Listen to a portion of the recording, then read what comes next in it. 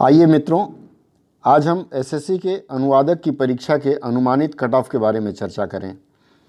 विभिन्न मीडिया रिपोर्टों के प्राप्त विवरण के अनुसार इस परीक्षा में केवल 33.57 यानी कि 33.57% अभ्यर्थी ही उपस्थित हुए थे।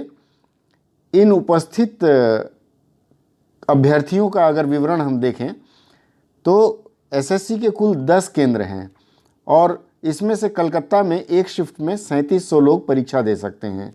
2 शिफ्ट में कलकत्ता के टीसीएस में परीक्षा हुई थी और यह अनुमान किया जाता है कि कुल 1500 लोग एक शिफ्ट में उपस्थित हुए होंगे। इस लिहाज से कलकत्ता में कुल 3000 अभ्यर्थी इस परीक्षा में बैठे होंगे। तो कलकत्ता में 3000 और मीडिया रिपोर्टों के अनुसार सेंट्रल रीजन में 4000 कुछ कैंडिडेट उपस्थित हुए होंगे, यानी कि 7000 कुछ। हम एक रफ आइडिया लगाते हैं, 7500 कैंडिडेट इस परीक्षा में उपस्थित हुए होंगे।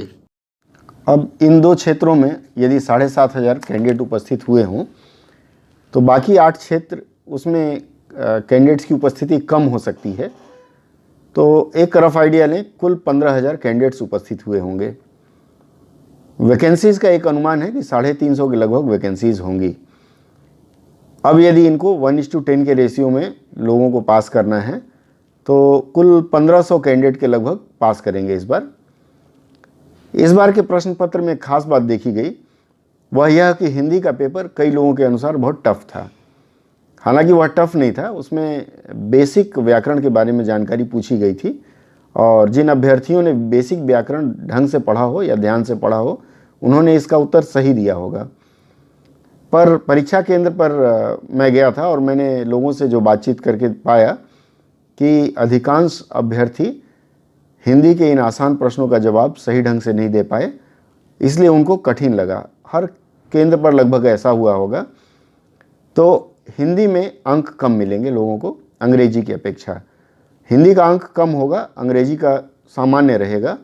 तो इस हिसाब से प्राप्तांकों का प्रतिशत कम होगा। पिछली बार लगभग 10 से 12 प्रश्न गलत आए थे, जिसके लिए परीक्षा लेने वाली एजेंसी ने या एसएससी ने लगभग 10 से 15 नंबर सबके बाद में बढ़ाए थे। इस कारण लोगों के नंबर बहुत मिले थे। इस बार यह अनुमान है कि 135 कट ऑफ जाएगा सामान्य वर्ग के लिए। अगर हम अन्य वर्ग की बात करें, SC ST या अगर एक सर्विसमैन को अगर दिया उन्होंने तो उनको 99 के आसपास मिलना चाहिए। 99 से 105 के बीच में उनका कट ऑफ जाना चाहिए। ओबीसी का कट ऑफ 120 जाने की संभावना है।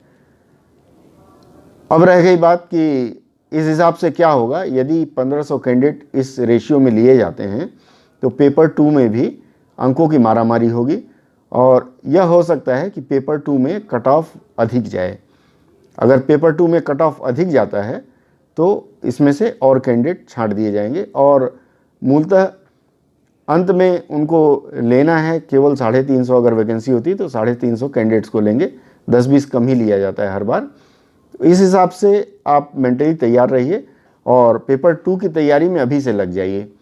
पेपर 2 बहुत आसान रहेगा। आपको 2 पैसेज अनुवाद के लिए पूछा जाता है और 2 ऐसे हेडिंग्स होते हैं जिनके ऊपर आपको एक अंग्रेजी में और एक हिंदी में आलेख या फिर डिस्क्रिप्शन जो समझ लें वो लिखना पड़ता है। ऐसे कह लीजिए या बड़ा पैराग्राफ कह लीजिए, वो लिखने के लिए दिया जाता है।